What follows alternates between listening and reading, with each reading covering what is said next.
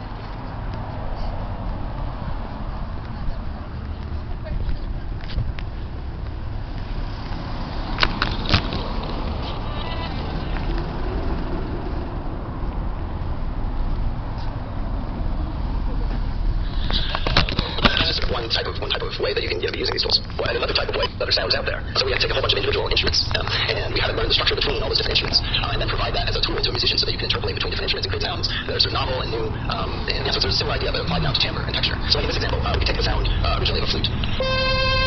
Sounds like a flute. And so here's the model's best attempt to replicate that sound.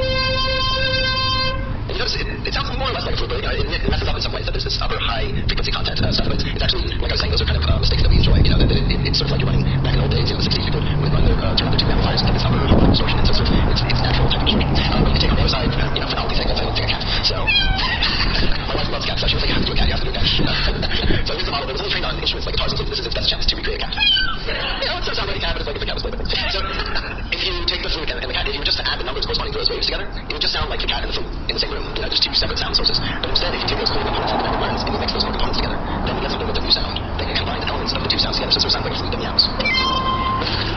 And I can then turn that into an instrument that I can replay, and of course, it's very fun and novelty and all good. But we also want to encourage more than just novelty, the creation of new, not serious, but personal expression. So we've also created these tools and integrated them into modern musical workflows as well. But similar to, is there anything similar to that?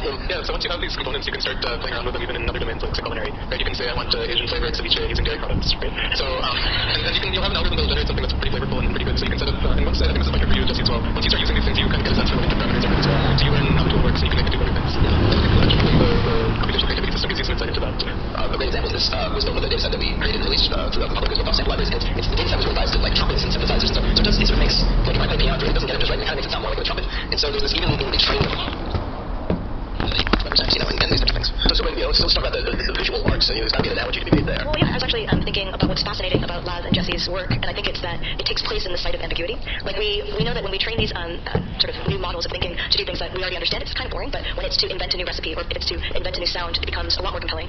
And You can have a absolute compelling. I mean, well, that's the thing. And it's ambiguous and it's novel, but I think there are ways to create our own new narratives using these tools. Like, instead of a cat and a flute, I could have a recording of my father's voice and my favorite song, the melody. So suddenly I could hybridize those things. It becomes a very meaningful way of engaging with each other and like this historical past. And I think while there's a lot of novelty, like I like a cat flute. I would love to play a cat flute. But there's so many different ways we can use these core components to create beautiful new interpretations that help us understand these sort of aspects of our histories a little bit. Is there a way that that these machines that this kind of access that creativity has to those ambiguous places?